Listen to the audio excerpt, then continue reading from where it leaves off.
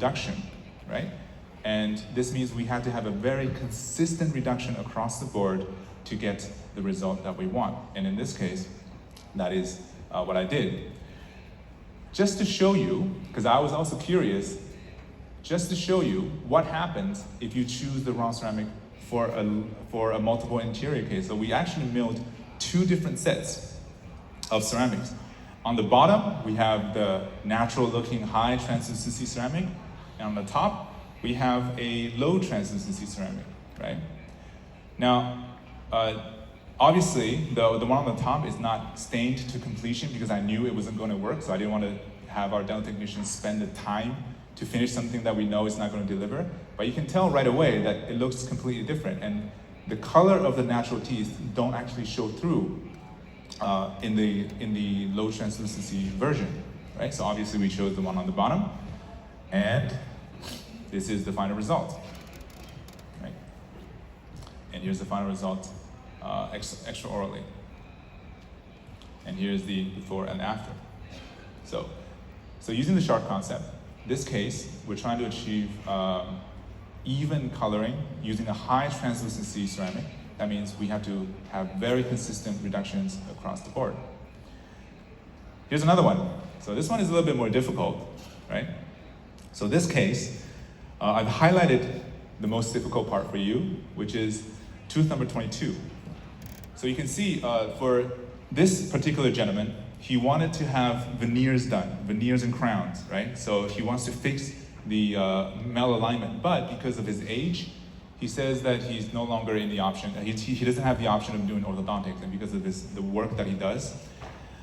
So when we have a lingual version of a tooth for the anterior, a lot of dentists, when they come to our courses and tell me, this is the perfect case for veneers, right? Because it's already slightly more inward, it's slightly more inward. It means you don't have to prepare a lot, right? And that is completely wrong. So let me show you what I mean. So, if this is the final result that we want to get to, and this is the position of the tooth, right? If you don't do any reduction, what does the dental technician have to do to restore this tooth? Well, they would have to join the final restoration with whatever abutment that you had, which you didn't reduce, right? So that would be the shape of the final restoration, right? You would have a very thick incisal edge. That's not going to work. So the other option then is to basically remove all the extra tooth material so that we can get a better aesthetic, but it does mean we have to do more reduction, okay? So in his case, I wanted to make sure that I figure out exactly where do it's not one or the other, right? You don't have to choose one, no reduction or all reduction. We can choose in the middle. So usually for these kind of cases, I want to make sure that I get all the data I have about where, from different perspectives to see what his tooth looks like in motion, right? From different angles. So for this particular case, I did a video recording to do the dynamic aesthetics. So here's a very quick recording. Is it gonna work? Yeah, okay. So this is me talking to him, and I wanted to see what his teeth would look like in motion, and to see if I actually need to reduce that much, or maybe the thick incisal edge is probably not even visible on his tooth, okay? So after collecting this data, we have to do a space distribution check, which means that because this is a mildly crowded tooth, a smile, I want to make sure that when I restore it, I have the proper spacing, right? Sometimes we get lucky and there's exactly the right amount of space. And I'll show you in the next case that when we don't have the space, then we have to do something else. So for his case, we do have the space for it, so we can then do a design for it, okay? And this is the design that we have. This particular color that I chose is because after we were speaking to him a few times, I asked him, what color do you want? He chose a few of my cases. And he actually went online and showed me this photo. And I said, okay, if that's what you want, we can try that. So we use this extra photo to get to the color that he wants. And now we're ready to do the preparation, okay? So because this is a mildly crowded tooth, then there will be a little bit more reduction than usual. But nevertheless, we do have to reduce equally and evenly across the board. So on the left, we have the preparation, and on the right, we have the mock-up. So again, let's take a look at what this means for us using the SHARC concept. Okay, so the shade is fixed. The patient wants a specific color, right? We can't change that. For our ceramic choice, what exactly are we choosing? Well, because we have such a drastic difference in reduction, right? He has one tooth that is slightly more inward, and he has other teeth that is normal, and then some other teeth that are rotated. So we will have different varieties of different reductions, right? That means that we have to use a low translucency ceramic. Because if we use a high translucency ceramic, the abutment color will show through if I don't reduce enough. We can, that means I'll have to reduce a lot to make sure the high translucencies are all homogeneous. But that means we also have to risk endodontics. So if I don't want to reduce too much, then I have to use a low translucency. And we're not going to change the abutment color again because these are mostly veneers, so we don't want to put resin on veneer. So this all came down to basically reduction, right? So I'm trying to figure out how much reduction I need so I can get away with using this ceramic and not having difference in color. Okay? So this is the mock-up. Once we, this is the same mock-up but taken with a photo outside. And on the bottom, not every case can be done without risk, right? So for this, for tooth number 41, I told him ahead of time that I have a very strong feeling that we might need endodontic treatment, and in this case we did. So we performed endodontics and put a post in there, and we placed a crown on top. So you can see on the right, that is the final result. And here is the final product, okay? So here's the video. So when we take photos, extraoral photos, on the left, you see it on the left, because of the way the color works, it always looks brighter. The teeth always looks brighter than it really is. So if you look on the video on the right, it looks a lot more natural. This is what he actually looks like when you see on the right. Okay. For some reason on this screen, they look the same, but on my screen, they look a little bit different. So this is a case where we're trying to achieve consistent shade with inconsistent reduction. So that means we had to get away with using specific kinds of ceramic, okay? So this is the final case to show you what SHARC Concept has been doing for us. So what is the ultimate discrepancy in reduction, right? I showed you a case where all the reductions are the same. I showed you a case where all the reductions are different. And I showed you single unit crowns and 2 crowns and 4 crowns. But what would be the ultimate discrepancy in reduction? And that would be a pontic, right? If you have a bridge or a Maryland bridge or any kind of cantilever bridge, you have a pontic, and the pontic is essentially a super thick ceramic, right? And that is usually a place of, a source of big problems for us when we're doing single visits anterior dentistry when we have pontics, because we don't have a zirconia as a core. We don't have a metal as a core to get as a baseline for the color. So for this case, we're also doing standard data collection for smile design. But even without smile design, you can already kind of tell that this is not going to work, right? We're not going to be able to place veneers and crowns on her because of the way her tooth positions.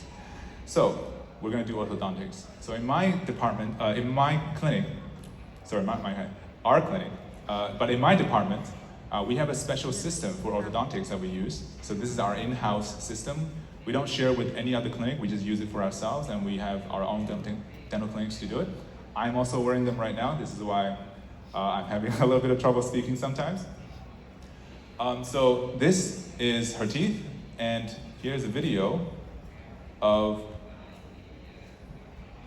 the tooth reduction that we're planning for her. So you can see that we have 40 sets of aligners for her. Now 40 sets is all right, right? If you're wearing 10 days per set, 400 days, just over a year, it's all right. But for her, because of the kind of work that she does, she wanted to speed up the process, and so we did it with the help of power chains to speed up the rotation of tooth number 24. And because she's an actress and also a singer, so every once in a while, when there's an important project coming up, we have to remove all the attachments and then place a temporary Maryland bridge for her photo shoot or for her video project, and then we have to place everything back on there. So this case took a little bit longer than we would like. In the end, when everything was set in place, it was time to do the veneer and crown restorations. So the first thing we did was to place a temporary mock-up on tooth number 22. You can already kind of tell that on 22, because it's a pontic, the color looks a little bit different, right? Because of the translucency of lusatem, which is a temporary material. And temporary materials, because of their high translucency, they will show different colors when it's really thick. So let's take a look at the SHARC concept. So we have her choice of color, so we can't change that. She already chose the color that she wants.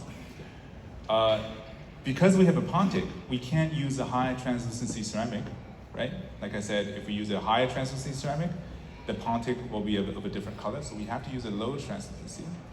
We're not going to change the shape of the abutment because, again, most of these are veneers. We don't want to change the color of the abutment. And so, again, it all came down to reduction. And here's the final result with a minimal reduction using Emax CAD LT. And here is before and after. And so the total treatment time was about 14 months. Okay? Okay. So, because of the way that we work in our clinic, all the cases that I showed you today, except for this last one, were done in a single visit. For this last case, this girl right here, her final was also in a single visit, except for the orthodontics took a long time, but her final was also in one single visit. And because when we do single visit dentistry, we have to have a completely digital workflow. So from scanning to design to mill, all in one day. This means that we have to choose our own ceramics. So in our clinic, I showed you a photo earlier of our drawer with all the ceramics that we have. In our clinic, we have 51 different types of ceramics. And for new dentists, because we get new dentists coming in every few months or so, every few years or so, it's very difficult to choose ceramics when you have so many choices. And so, in summary, with the cases that I present to you today, I want to give you a very quick 3-step summary. If you're trying to do single visit anterior aesthetic dentistry using the SHARC concept, the first thing you do is that you need to know your ceramics. Right? You need to know exactly what ceramic will look like what, under what reduction, over what abutment, okay? And then once you figure it out, then you have to standardize your abutments, right? Every time you do a case, if the abutment colors are different, if the reductions are different, you try to standardize across the board. This is something that you don't have to do when you're doing traditional dentistry because your dental technician can fix it for you, right? If you have a metal post, do you do anything special? No, not really, right? You just tell the dental technician, I have a post here, please use zirconia coping to mask it. But because we're doing monolithic single visit dentistry, we don't have that option. So we have to standardize our abutments. Every abutment has to look almost identical, or at least the variance can't be too big. And if you can't standardize the abutments, then you should be able to adjust the reduction accordingly to the color of the abutment. Right? And that is number 3, which is that you have to match your abutments with the proper reduction. So I know for a lot of you, because I've given the SHARC concept presentation many times in different places, I know that this may be a little bit different from what you're used to. So if you have more questions, the training center that I work for is called, it used to be called SHARC Asia, but now we're called CADIC Global because we no longer only use SHARC, we also use other systems.